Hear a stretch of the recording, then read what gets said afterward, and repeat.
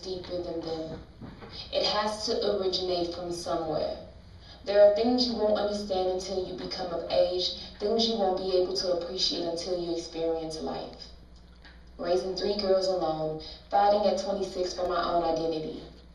Life can slip away from you sometimes, where you get caught up in living your everyday life that you forget to live and begin to simply just exist. I had begun to feel like I lost myself. There had to be more to life than this, and I was determined to find it.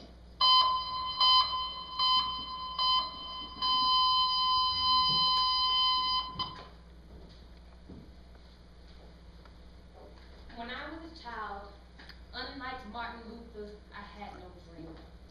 The next day's tomfoolery went no further than what my eyes could see. I never dreamed of being a doctor or a lawyer. As a child, I just embraced the moment I had become notorious for living in the now. I remember being in the 2nd grade writing my first poem. I was in my mother's closet listening to the rain. I picked every word to rhyme and deemed it a masterpiece. I remember my mother showing me photos when I was first born, and I asked her why my face was swollen. Now, my mother's always been honest. She looked at me and said, "Your father beat me." That's how I went into labor. Now, even at a young age, I've always been rebellious and outspoken. So the very next time I spoke to him, I remember going off on him about him putting his hands on my mother. I came into this world bruised, Daddy. See, my father never wanted kids. I was just his glorious mistake. And as I grew older, my resentment towards his absence and the negligence for the way that I came into this world grew stronger. Meanwhile, my mother was a struggling entrepreneur with a gift that could stop time.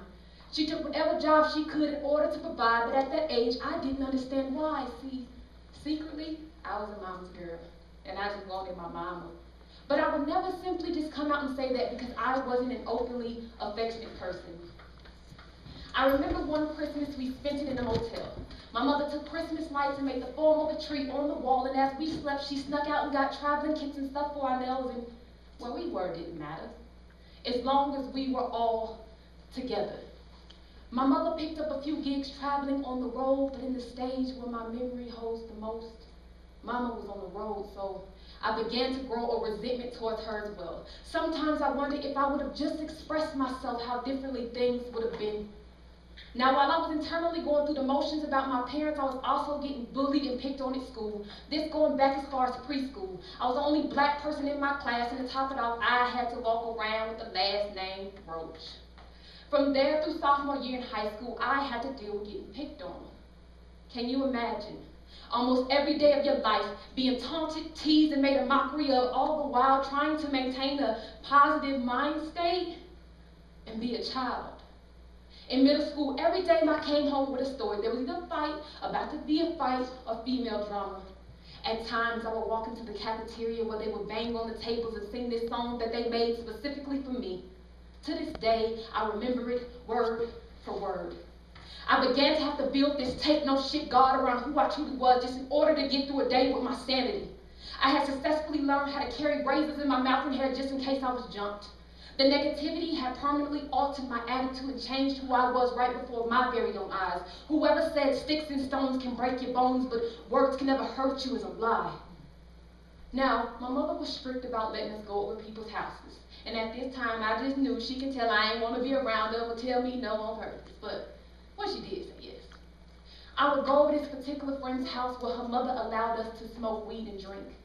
It was there that I learned how to inhale to ensure that I was high, and in the 8th grade, I learned how to drink my troubles away. That was where I escaped the name calling and the pressures of always having drama. My friend's home was my safe haven. But my attitude at home towards my mother got worse. I remember one day she said, "Pack your stuff, I'm giving you away," and I ain't gonna lie, sister got nervous. But I did, and of course she didn't. So one day I was at my friend's house and I asked her if I could go to another friend's house. She politely told me no, that I'd see him at school in a few days. I wanted a peace of mind. For once I wanted to feel like a normal child. I was screaming on the inside. I was overwhelmed. Enough was enough. I barricaded myself in the bathroom with a kitchen knife, found the most prominent vein and cut down the middle. My friends try to get in the bathroom before running for help. Person that I know. I was determined not to have to go home and prepare for another day at school.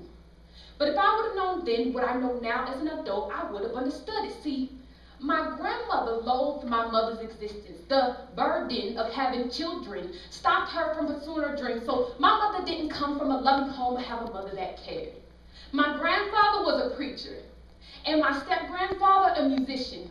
And between the two of them, my mother was molested from the age of 4 to 12 years old. And when my grandmother found out, she disowned my mother, my sisters, and me as well. She stayed with that man until his dying day in recent years. See, I'll never know what it feels like to have grandparents. So there was a method to my mother's madness. She was trying to protect our innocence. That's why she was so strict. She was trying to do something for us that her mother wouldn't do for her. It was then that I learned never to judge a book before understanding the story. Because we grew up struggling.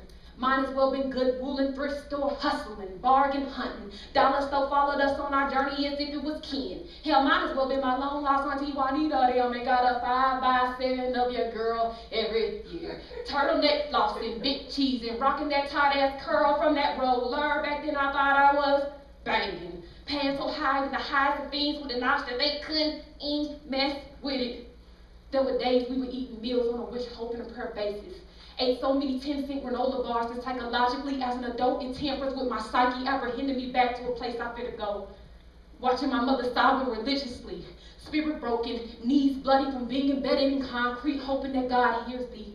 I marvel at her strength, wondering how one can love when she doesn't come from love, nothing more but a walking hollow carcass. But the Lord took a rib from man to make it through the struggles alone. Literally, Mama, you were made to. If I only lived to accomplish one thing in this mere mortal world, it would be to amount to half of you. There's not a military in this world that can amount to the struggles of an internally broken single mother. Mama, I salute you.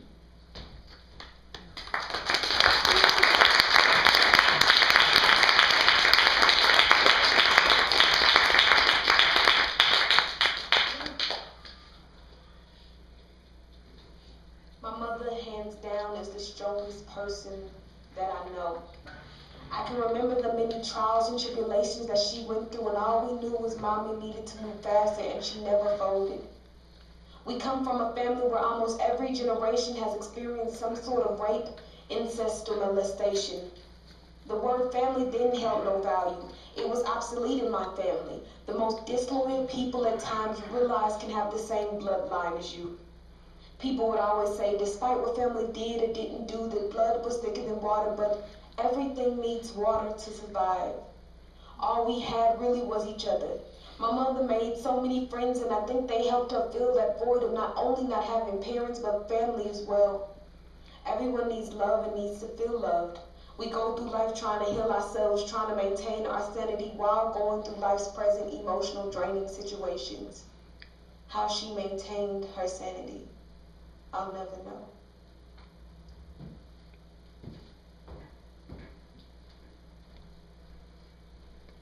So my mother finally said enough was enough, and she moved us out of Georgia.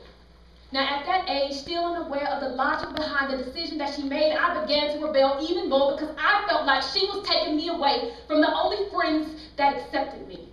Before 18, I had 3 tattoos, 13 piercings. I respected her to an extent, and I did what I wanted to do. Freshman year, I met a guy and fell deeply in love. He would become my everything. It was then that I would learn that my vice in life is love. At 15, I was pregnant with my first child, and I had her a couple months after my sweet 16. I wanted to build the family that I never had. I wanted to show my child that black love existed. I wanted to instill in her the morals and values that didn't exist in my family. There was something about being pregnant that brought a peace to me. I no longer rebelled against my mother. And when my father learned of my pregnancy, to this day, will not speak to me, has never met my children, or even willing to see me. During my pregnancy, my child's father tried to have me jumped, left me for another woman, and never came to one appointment. He sold me a dream that foreclosed on my heart. I remember days putting my head in my hand saying, Jesus, this can't be life. So one day, he gave her alcohol. I asked him to politely leave my home, and when he came back because he said he forgot something, the only thing I remember is flying in the air, and when I landed on the ground, my phone shattering into a million pieces. As I crawled away, he walked behind me, telling me how that wasn't his child and he was going to have somebody fight me. It was then that I said, Rena, what have you gotten yourself into? After having a child, I missed a lot of school. They said, Rena, there's no way you can graduate on time. You have to make up the past semester plus the current semester. There ain't no way, I'm sorry. Now, there's something about someone limiting me to what lies in my potential that strikes a nerve. I enrolled in life skills where I stayed from open to close, making up my hours. I was granted the permission to remain an East High Angel where I attended everything from pep rally to prom. Not only did I graduate on time, but I walked with both schools in graduation ceremonies. I was the first to ever do it. At 19, I put out my first book, a book of poetry, and I felt so accomplished. It was then that I would get a sense of completion when thinking about what it is that I wanted to do. Not long after, I got word that my child's father was looking at life without parole for murder. As the years had gone by, he had become gang affiliated, and even though he was already absent from my life, I couldn't believe it. Shock and disbelief overwhelmed me. I didn't know what to do. Here it was, my daughter would go through life as I did, and as my mother did, without a biological father. I began to grow angry. I began to build back a resentment. He left me to do all this alone. He left me to do it all alone. Not long after, word of my anger trickled through the community and someone threatened to kill me and my family on his behalf. We had to go to court, and it began to emotionally weigh on my mother, so I moved out of state. As years passed, I traveled from Atlanta and back to Texas and back, trying to find my calling, trying to be somewhere where I could be discovered. But low self-esteem had grabbed a hold of me. It seemed like every relationship I got into, I was done dog dirty. I even tried to perfect my faults, but that didn't seem to matter. The more I progressed as a woman, the worse things got, it seemed like. So after one relationship, we decided to be friends with benefits. He would always tell me how pretty I was, and I'd be the mother of his child, and I laughed it off like, whatever. So a few weeks later, after a protected situation, I let him go home. A few weeks later, I called him in disbelief, wondering how it was I was pregnant. I remember one of the first things I said was, I don't even know how. With no filter, he said, I poked holes in the condom. I told you you would have my child. I stood there, mortified at my luck. I debated and debated on what it was I was going to do. Time was running out. I had to make a decision. Can we have a moment of silence for those who took departure from their mother's wombs, facing their first and last form of violence? Scar tissue being the only proof that human form ever existed, but their presence never forgotten, as nausea set in like a poet on open mic night, just trying to get a listen. See, that minstrel, she missed it, leaving the gunman who shot it livid, not being able to bear the fact he's facing an 18-year sentence of imprisonment charged with reckless endangerment. That passionate hour is no comparison to the excruciating 5-minute surgical procedure that leaves the woman praying to her God, wishing she could reverse the hands of time, not having have done either. The sleepless nights debating on whether or not the baby will make it through the first trimester. They say survival of the fittest, but for the many unborn parents who are left indecisive, stand corrected. Survival is simply the mission. So many women aren't left with an option. It's mama's baby and papa's maybe. Went from praising every hair follicle and molecule that sculpted her physique to wishing her existence was microscopic. Like a convicted murderer on death row, turned into one of the Lord's disciples, transformation drastic. Repercussions irrelevant as long as his endorphins are released. Doesn't mind the result of being left flaccid, while she slouched over, taking slow breaths, clutching her chest, coughing in acid. However, women aren't exempt from this lyrical tongue lashing. How dare we even put ourselves in such a compromising position to have to make such a horrendous decision? Tell me this, if you can't see yourself having a child with this man, why even lay down with him? Women no longer holding standards to those that get the honor of gracing their temple. Something that should have been a long, drawn-out equation for men to have to work for has been made into something simple. Say the right thing at the right time, leaving us sobbing. It was just one night, or I can't do this now. I'd rather do it when the time is right. This being only one of the many games of Russian roulette. So one night could lead to a possible high HCG, STD, HIV, and for those that were defeated, RIP. I saw a woman clutch the ultrasound of an unborn child as she walked past the point of no return. Should have worn all black, and the man that left his child to die should have been by her side to at least perpetrate to be in mourning. For the moments that will never be. For the portrait he'll never be able to paint because it would be missing its object, and for the song it will never hear. Happy birthday, dear baby. Happy birthday to you. A few months later, he called me wanting to apologize and asked me if he could see me. It was a cold, partially snowy night. He pulled up and I ran outside in pajamas and socks. I know, old country. We talked and everything seemed okay. He drove and got something to eat, and as he bit into his first taco, he said, "You're going to have my child." I laughed like, whatever, and he chuckled. As he took that last bite, he started his car and drove me to a snowy dirt field where they were building something. He unbuckled his pants and began to pull his seat back. I had on no coat, no shoes, in the middle of a snowy dirt field, and as I tried to grab from the handle, he locked me. I nervously laughed, told him to quit playing, and locked my legs. He said, "You unlock them, or I will." When I didn't unlock him, he punched at my knees until my legs gave out. As he mumbled, "You are going to have my child." I remember running in the house after he took me back, feeling so disgusted. I had begun to feel lost.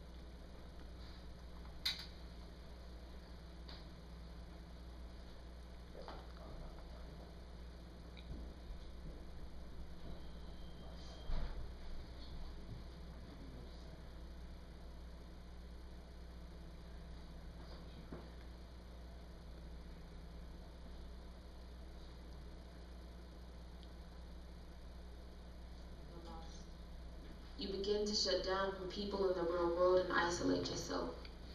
You lose your voice and adopt a silence. Low self-esteem was the root of my issue, beginning to allow things I never even imagined just to feel love for a moment. People can glorify you externally, but until you feel a certain way about yourself within, all the commentary from others doesn't matter. It's just a mere maker. It doesn't matter how well of a deceiving persona you put up to the world, you cannot deceive yourself. You go home with the same thoughts, feelings, and reality. You fall victim to being a prisoner within self, forced to face all thoughts and emotions.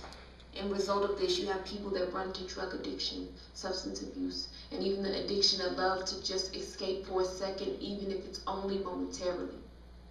Many finding themselves now having to overcome addiction, having found themselves becoming addicted to whatever it is that allows them to mentally get away. I wrote my second book, The Journey to Finding Yourself, for that young girl at home pregnant, for the woman who is so absorbed in her children that she's become numb to her own needs and desires, and for the woman who's broken from love and has completely lost herself.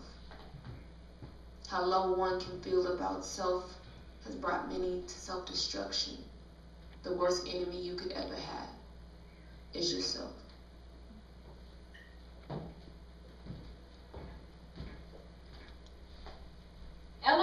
Roosevelt said it best. No one can make you feel inferior without your consent. No one can make you feel negative about you unless you allow it. I was allowing certain behaviors because I desired to love and be loved in return. People would say, you can't miss what you've never had, but that couldn't be any farther from the truth than what it already was. There's an emptiness that desires to be filled, a certain quest that the mind initiates until completed. People are quick to judge from the outside looking in, but if you step in just once, then maybe you'd understand it. My daughter's father was acquitted and released from prison. We tried for our family, but it was unsuccessful because of the different paths we chose. From that situation, I would bear my second child after my 21st birthday. At that point, two highlighted points in my life where I should have been enjoying being young, I never got the chance to do what people did my age because I had surrendered my life to kids, my family, and love. Somewhere along the way, I lost myself. I didn't know what I liked to do, where I liked to go, or even what I liked to wear. If it had nothing to do with Disney or Barbie dolls, it was foreign to me. I moved back to Atlanta, and that was the worst portion of my life. It resulted in me living in a shelter. I remember telling the girls, we're going to camp. It was 8 of us in one room. The bathroom was the size of a closet, and they gave us a bucket to bathe the children out of. It smelled like a New York subway.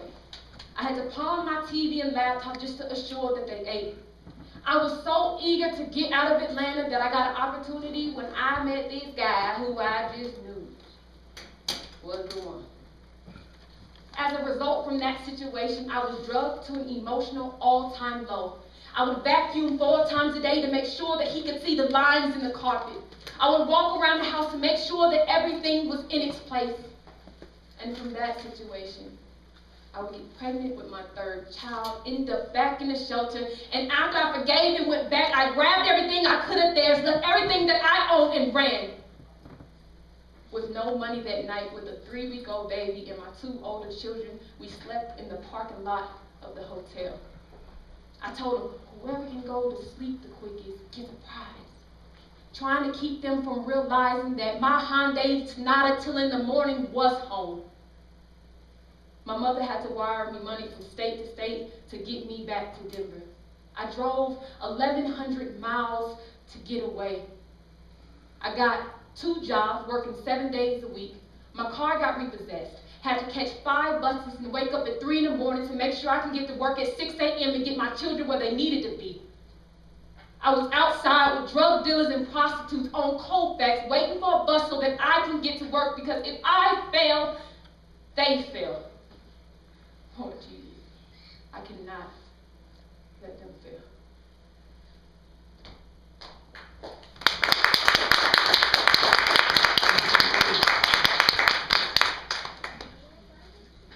Single mother, you have to walk around with the weight of the world on your shoulders. There is little room forever.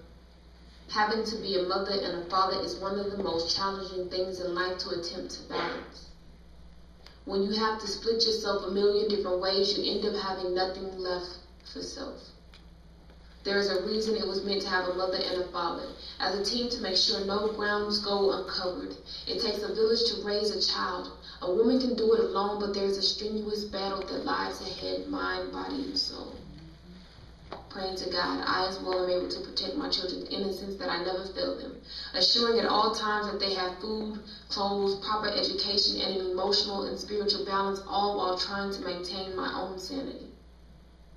Praying to God I can withstand the storm, fearing leaving this earth and not being able to make an impactful difference, wanting to leave a mark on the world that says I was put here to make a difference.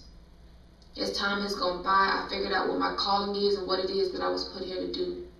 There's a reason that I've experienced these different trials and tribulations, so that I can be there for a child who is too prideful to tell someone that teasing is affecting them. Or for that young girl who's given up on her dreams because she's had a child young. I didn't go to some highly credited college for 8 years. I was presented with something even better. I've lived it and survived through it all. I'm determined to make a difference before I leave this earth, even if I only succeed in helping alleviate some of the internal pain from at least one child. My palms begin to sweat and I begin to hyperventilate, thinking of my non-existence. Lord, what happens after this? Every religion seems to have the answer. Wondering and asking God to reveal his calling, praying for my soul, and trying not to lose myself along the way.